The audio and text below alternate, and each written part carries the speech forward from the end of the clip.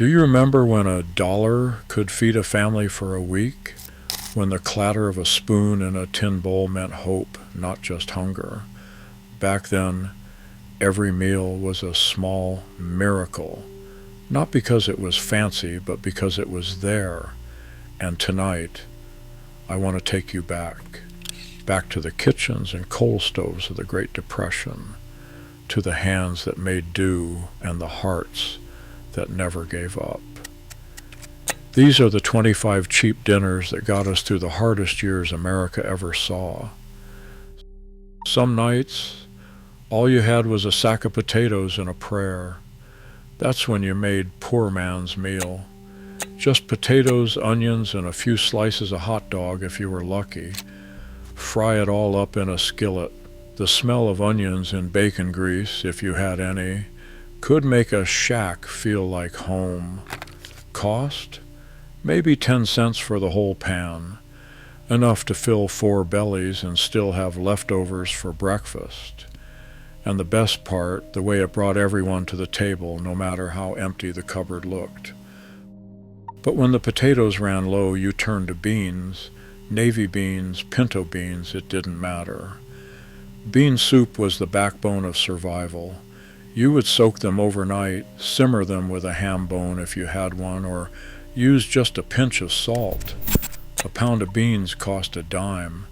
That dime could stretch into 3 meals, easy. The steam rising from the pot, the way it fogged up the windows, felt like a little bit of comfort on a cold night. And sometimes you needed to stretch a single can of tomatoes to feed a crowd. That's when Hoover's stew came to the rescue. Macaroni, canned tomatoes, a handful of sliced hot dogs, and maybe some corn or beans. Everything went into one big pot. They called it Hoover's stew because President Hoover got the blame for empty pantries. But the stew itself, it was a patchwork of hope. You could feed a whole line of hungry kids for less than 20 cents. Of course, not every meal was hot. Some nights you made do with what you could forage. Dandelion salad, picked right from the yard. Washed and tossed with a splash of vinegar or lemon juice and a pinch of salt. Free, if you knew where to look. The taste was bitter, but it was green, and it meant you'd made it through another day. And when the garden was kind, you would have cabbage and dumplings. Cabbage was cheap, 2 cents a pound. Slice it thin, fry it with onions, then drop in dumplings made from flour and water. The whole house would smell of cabbage and bread. It was not fancy, but it filled you up, and if you closed your eyes, you could almost pretend it was Sunday dinner. But sometimes you needed something to stick to your ribs. That's when you made liver loaf. Beef liver was the cheapest meat at the butcher, maybe 12 cents a pound. Grind it up with breadcrumbs, onions, and an egg if you had one. Bake it in a loaf pan. The taste? Strong, but it was protein, and it kept you going. And if you were lucky, there would be a slice left for a sandwich the next day. When the bread was stale and the cupboard bare, you made cream chipped beef on toast. Use dried beef, a little butter, flour, and milk. Make a white sauce, stir in the beef, and pour it over toast. The Army called it SOS, but at home it was a treat. Cost? Maybe 15 cents for the whole family, and the way the gravy soaked into the bread. Pure comfort. Not every meal needed meat.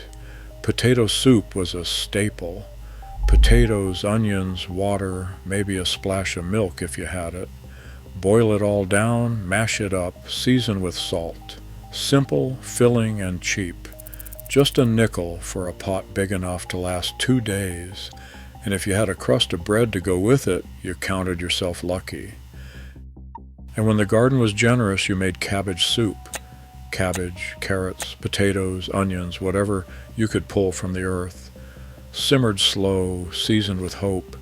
The color was pale, but the taste was sweet. And the best part? You could always stretch it with a little more water. Some nights, you needed a little sweetness. Oatmeal cookies made with oats, flour, sugar, and lard. No eggs unless the hens were laying. Drop them by the spoonful and bake until golden. The smell of cookies in a cold house could lift any spirit. And oats were cheap, just a few cents for a whole tin. But when the potatoes were left over, you made snowflake potatoes. They took mashed potatoes and mixed in a little cream cheese, sour cream, chives, and butter, then baked the casserole until it was golden on top. It was a way to make yesterday's dinner feel new again, and nothing ever went to waste. Sometimes you had to get creative with what the butcher had left. Bologna casserole is slices of bologna layered with canned beans, chili, cheese, onions, and peppers, baked until bubbly. Bologna was the poor man's steak, 10 cents a pound. And when it came out of the oven, it felt like a feast. But when the pantry was truly bare, you boiled carrots and spaghetti, just that. Boil them together, pour over a little white sauce if you had flour and milk. It was bland, but it filled the belly, and sometimes that was enough. And when the peas came in, you made creamed peas on toast. Peas, butter, flour, milk, bread. Make a white sauce, stir in the peas, and pour it over the toast. The green of the peas was a promise that spring had come again. But not every dessert needed fruit. Mock apple pie made with crackers, sugar, water, cream of tartar, cinnamon, and butter. No apples at all. The crackers soaked up the syrup, and if you closed your eyes, you could almost taste the orchard. Cost? Maybe 12 cents for the whole pie. And when the vinegar jug was full, you made vinegar pie. Sugar, flour, vinegar, water, butter, poured into a crust and baked. Tart, sweet, and a little strange. But it was pie, and in hard times, pie meant celebration. Sometimes you had prunes. Prune pudding, stewed prunes thickened with flour or breadcrumbs, baked until set. Dried fruit was cheap and lasted all winter. The taste was rich, the color dark, and it stuck to your ribs. But when there was nothing left but scraps, you made the anything loaf. Leftover bread, nuts, raisins, whatever you could find. Mix it all together, pack it into a loaf pan, and bake until firm. Every slice was different, every bite a surprise. And when even the peels were precious, you fried potato peelings. Washed, dried, fried in a little oil, then sprinkled with salt. They were crispy, salty, and free. Nothing was wasted, not even the skins. Some nights you made egg drop soup, potatoes, onions, eggs, water, and maybe a little cheese. Drop the egg in at the end and stir until it ribbons. The egg was a luxury, but it made the soup feel special. And when the onions were big and sweet, you stuffed them with peanut butter, baked until soft, the peanut butter melting inside. Strange maybe, but filling. And peanut butter was cheap, just a few cents for a jar. But sometimes you just needed a sandwich. Peanut butter with mayonnaise or peanut butter with pickle. Bread, peanut butter, a swipe of mayonnaise, or a few slices of pickle. The taste was odd, but it filled the gap.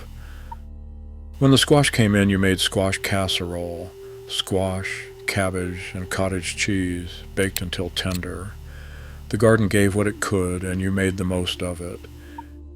And when the turnips were ready, you boiled the roots and greens together.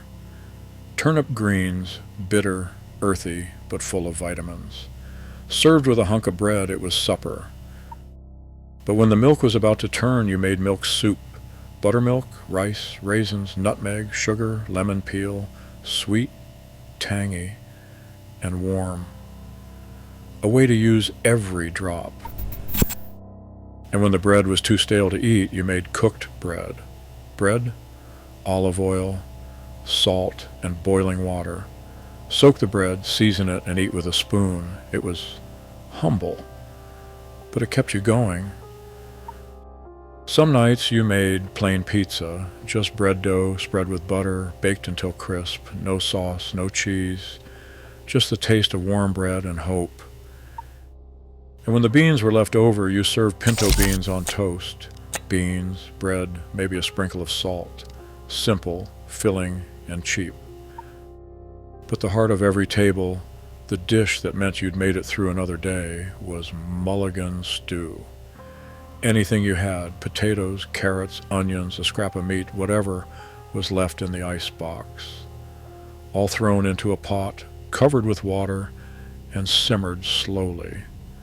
Sometimes the neighbors would bring what they could spare, a carrot here, a bone there. The stew was never the same twice, but it was always enough.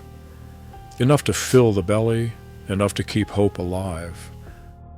And that's what these dinners were, not just food, but survival, ingenuity, love ladled out one bowl at a time. Every meal was a story, every empty plate a victory.